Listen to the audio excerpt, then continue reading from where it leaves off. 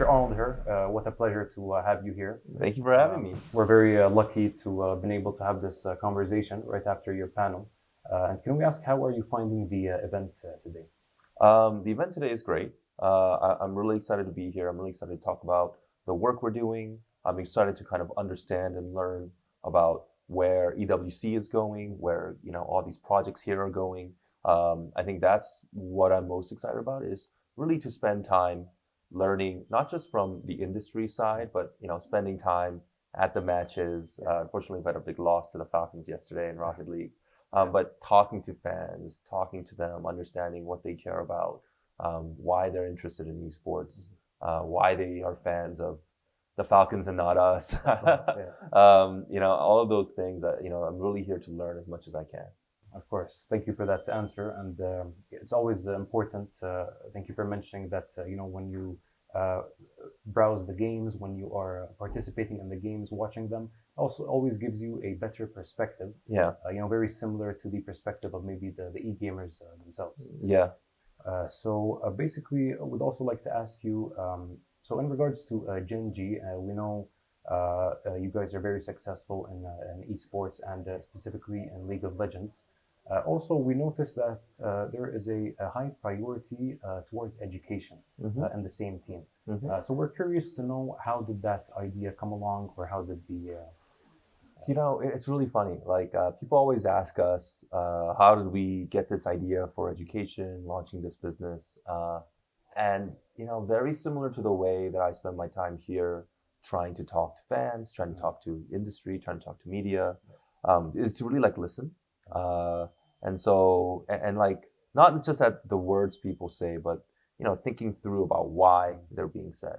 I mentioned this story because a lot of our education business actually started from listening to parents. So parents would come to us, Really? And they would say, "Hey, my kid wants to be an esports athlete. He wants to be a pro gamer. Could you please tell him that he is not talented enough, and that he will never become a pro gamer? Okay. Just, I don't care if he's good. Just tell him he's never going to be successful in this." And I understand, because it's 0.01% of gamers can become a pro, right? Even if you become a pro, careers are super short. Money's never guaranteed. So as a parent, you would feel a lot of anxiety if the only thing they could do is be a pro, give up school, try to become a pro, and then there's nothing else that they can do. So that got us to thinking that that's not the path that should exist. It shouldn't just be, study math, science, and become a doctor or lawyer, or give up everything around your studies and go to become a pro. So that's where we really launched this program, to be able to do both, right? Whether it's after school game training, whether it's going to a full-time program, but also getting a high school degree, but still trying to pursue your dreams as a professional gamer. Really, a lot of that was talking to parents, thinking about what they're asking for, and thinking about the core problem, which is there's not enough paths to success. The other part, I think, is to provide the passion to gamers, that they can provide a path that they can pursue in their passion, but at the same time, kind of giving them a reality check. So I'm a big fan of the NBA, super hardcore fan. I read all the subreddits. I'm in all the communities. You're very involved. Very involved in this, way too much. I hate all the different team owners. I hate the coaches all the time. They should get fired all the time. I'm one of those annoying guys, right? But one of the things is, there's a program called a YouTube show by Brian Scalabrine. You probably never heard of him.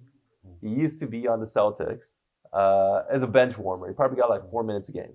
That's it. But he had this YouTube show where basically he would challenge anybody, come play me one-on-one. And you'd have all these guys, they play Division I basketball, they challenge him, and they would get destroyed by him.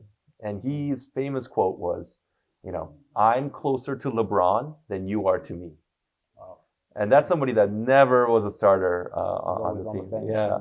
And I say that's important because part of what we offer is also a reality check for somebody who's trying to become a pro gamer. We're not shutting down the dream. We're giving you a reality check of where you are compared to others that are also pursuing that same dream, so that you understand where you stack in the rank. And then that also gives you motivation to if you're not good enough, closing that chapter, viewing it as a tool to get you, let's say, a scholarship into a university, or using that passion and working in the industry as a publisher and, becoming a game dev or doing marketing, becoming a journalist. So I think that's kind of the other part that we offer, is kind of a real assessment of where you are. And I think that's really helpful for parents and for kids. I think, thank you for that very detailed answer. I think that's very important, the reality check that you have mentioned. Because, as esports gets more and more famous, we have more streaming outlets, we have more viewers every day for different games. It's very easy for a viewer to just browse a stream and just have that ambition to become a streamer. Yeah. And it's also very easy for them to simplify it and think it's very easy. Yeah. When they would just need a reality check to tell them otherwise, that it is possible, but it's not as easy as you think. Yeah. You shouldn't give up on your other priorities, such Absolutely. as education, to pursue this dream. Yeah. So that's amazing what you're doing at Gen.G, focusing and balancing things out. We have a hard rule at our company. You never tell a parent or a student that they're going to become a pro and guarantee it. You also never tell them that they will never, right? You give them an accurate assessment of where they are compared to others, right? Okay. And the amount of work that it would take to be successful as a pro, as a content creator. And I think that reality check is really important, and just about in any industry, right? Like, absolutely. You kind of need to know where you really rank. Yeah, that's true.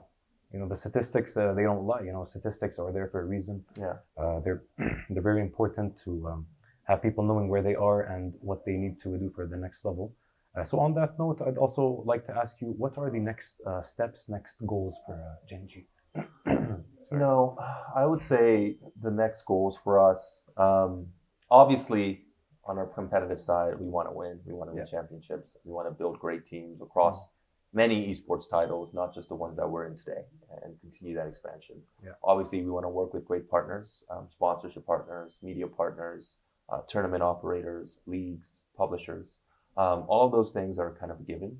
I would say the most important thing for us that we think about is, how can we provide more opportunities for more gamers in the world, right? Yeah. I think that should be kind of our North Star of, are we providing Chovy the right opportunity to win a championship? Yeah. Are we providing the right aspiring pro gamer to become a pro? Are we providing maybe the failed pro gamer to become and find a career in gaming, right? And find their career and become a professional, not gamer, but a gamer that is a professional.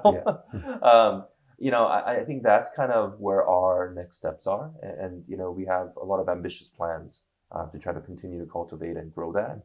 And the only way for us to be able to navigate and be successful in more of a global ambition is to really go in and understand everywhere that's happening, or everything that's happening across the world, whether it's happening here, whether it's happening in Asia, in North America, in Europe. So we want to make sure that whatever we do has a global approach. And we want to make sure that we really navigate this really well so that we can create more opportunities for more gamers. Of course, that's amazing. So you are planning and still are expanding on a global scale. Right? Yeah, absolutely. We want to go where the gamers are. Yeah. Right. And that's it's one of the reasons why we're kind of co-located between Asia and North America, because that's where the biggest gaming audiences are. Right. That's very true. And also, just Europe has so many countries and it's really complicated. So I don't feel very confident that we can get in that market and be successful. But really looking at where the gamers are, where the opportunities are, and making sure that when we come into the market, that we're creating more opportunities. Yeah. Nice. Thank you for that answer. Yeah. So following up on the last question, I feel like the expansion may be more of a business approach. What about the consumer changes that you are expecting to implement soon, or any consumer-focused next steps in regards to Gen.G? Yeah, I think consumer-focused. I would say a couple things. One, we definitely want to engage our community more. Mm. We have a fantastic community, a global community of fans that really cheer for us across so many different titles in so many different ways. And we want to continue to expand that and create better experiences for them, whether it's merchandise, whether it's content, whether it's actual matches and events that we're going to throw more around the world. All those things I think are really important for us to be able to offer, as well as offering our education initiatives for more people around the world, right? I think that's going to be really important, and we're looking at ways to expand with more partnerships, with more universities, with more opportunities and more programs. I think that's kind of what consumers can feel on both sides, whether you're just a fan of the esports team, whether you're trying to pursue that next step on your education or career path, or maybe both. You're a fan and you're doing both. Yeah. We want to be able to offer a little bit more on the consumer side. Yeah, that's great because that adds to the previous answer where you mentioned that you're very balanced and your priority is not only gaming, but it is also education. So it's very nice to see that your next goals and next plans also in regards to being consumer focused also have possible collaborations with universities, as you mentioned. So it's not every day that we see a gaming such a reputable and a great gaming team that is focused on other things rather than gaming. We usually see that gaming is the only priority. So it's very nice to see that education is being brought back up. To have the players always remembering the reality check, etc. That's one thing that I always struggle with is how can I help the players that are professional, that are so busy, their schedule's crazy. How can I help them kind of remember what it was like when they were trying to become a pro? And how can they help that next generation of players in some way, shape, or form, right? And like, there's a really famous Kobe Bryant quote. And it's not just Kobe Bryant, but he kind of mentioned it and it kind of stuck in my head. He's also my favorite player of all time. So he basically said, like, you want to leave the game better than when you want to leave the game better than when you entered it, right? And for us, we entered into esports about 7 years ago. And we want to be there for the next seven after that. And so we constantly think about, and this is where one area where I don't know if we've done a great job of helping our existing pro players also pave the way for that next generation of players. It's something that we keep thinking about. We keep figuring out like what's the best way to do that. And it's something that we're going to continue to work on. That's great. So in regards to that, do you also try and actively maybe suggest new changes onto, for example, League of Legends specifically, or is that an active part of the Gen.G community to try and always improve games that they're participating in? I think we definitely provide feedback, especially on the esports side, about the structure, the business structure of the league. They don't always listen to us, but it is what it is. The business structure, competitive structure, even the fan experience, right? And I think by and large, most of our partners, including Riot, including Crafton, including just about all of these partners, have been really receptive.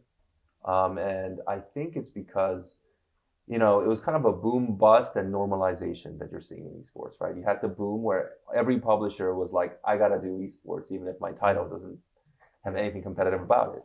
And then it was a bust where everybody was like, I got to get away from esports because this is a money pit. Still is kind of a money pit, but we'll figure that out together. And now it's a little bit more normalization where every publisher is like, okay, I can't abandon esports, but I also can't overinvest. I have to invest the right amount for the right output, for the right outcome, because it is so critical for our brand, for the game, for the community, and for the player base, right? And so I think that's where we've been really excited to see kind of this renewed interest, whether it's from partners like EWC or these publishers that all realize that making something for that core competitive community gives every player, including casual ones, something to aspire to. That's true. Yeah, that's amazing when we see teams and communities plan together for the better of the future of a game or an industry. And also, I'd like to ask, do you find high importance in providing a lot of esports facilities wherever you're trying to basically improve the esports scene, or what's your take on that? It's a bit of a controversial take. Mm. I don't like esports facilities. Really? Why not? So I like them from a team perspective. Super valuable, super team helpful. building and team building, in person, boot camping, so incredible. We absolutely need it. As a business, I don't know how you're going to fill that space up enough during the year. So I don't know. Well, I'm also very negative on like the hotels business and how difficult that business is as well. So I'm probably not the right person. I'm probably much more negative on the investment prospects of a boot camp facility, even though I love them as a team. Yeah. And so that's one area where we just don't have as much interest in expanding into. But I think having the right facility is critical. Now, does it work as a business? TBD. It's for somebody much smarter than me to figure out and crack that code of how do you fill in an esports facility 365, not just when a major tournament is happening. And that part, I don't really know if the answer is quite there yet. That's true. I mean, here in Saudi, so we haven't seen many team specific entertainment centers or facilities that have opened. But in the past few years, we've seen some PC or arcade centers open up. We've seen the that gaming, stuff is cool. That stuff makes sense to me. Like Korea obviously is a huge PC cafe culture. Yeah, you can see it. It's amazing. Yeah, and I think there's like next evolutions of that, especially if you have a crowd that's a little bit older, different pockets where it's more about socializing versus it's about, hardcore gaming. Or instead of individual PCs, maybe it's like rooms where you can rent and you can play with your friends. There's a natural desire to want to go back to meeting in person and socializing in person. There's a desire for it. And there's a couple of things I've noticed when it comes to this like bigger macro trend. I don't know if you saw this curve. You see this curve for online dating. Yeah. And it goes like this. Peaked, now it's actually falling again. People want to meet in person again. People want their matches to be in person. You see this in a lot of, like nightlife things across the world, whether it's music, lounges, clubs, bars, these kind of things, around the world. They're really dropping off, right? But these events where people can gather around their interests, around their passion, whether it's gaming, art, music, these things are doing extremely well.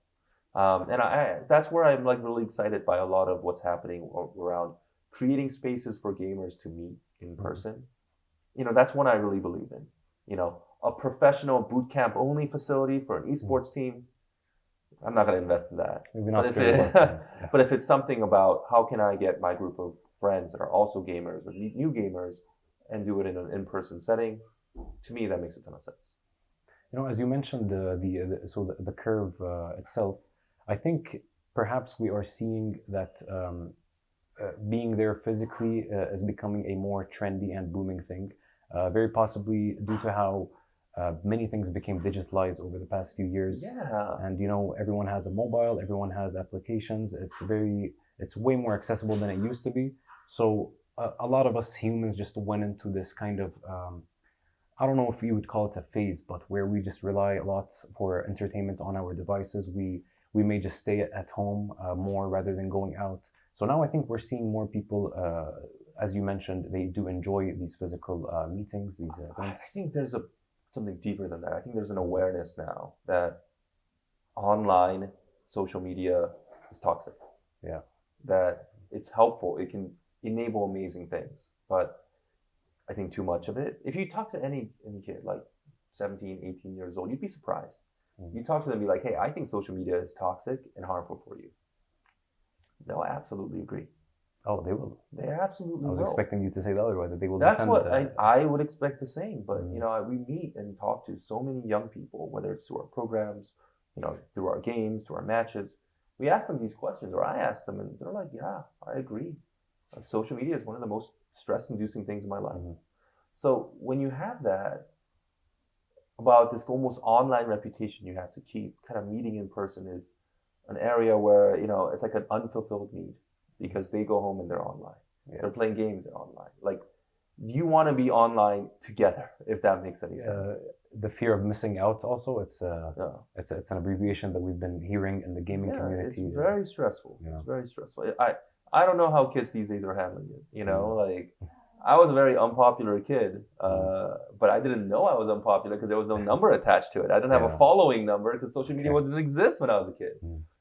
So maybe you were actually popular, but there were no followers number to. I had AIM, and I remember nobody would message me on AIM. You know, everybody would be online. Nobody's messaging me, and I was like, oh, this is really lonely. Well, now they want to message you. They aren't able to find you. So, you know, I can't even imagine if everybody's so hooked on social media and you don't have that connection like others do. I think that's very lonely and lots of anxiety and a lot of stress. Of course, yeah. Well, Mr. Arnold Hur, thanks a lot for your time. It's been a real pleasure talking to you here. Thank you for having me. Thank you for your time. This was a very great conversation. We really hope you enjoyed the rest of the event, and we hope to see you around, and we hope you have a great time. Yeah, thank you so much. Appreciate it. Thanks a lot. It was a pleasure meeting you. Great meeting you. Hope you have a great time here. Thank you. All right.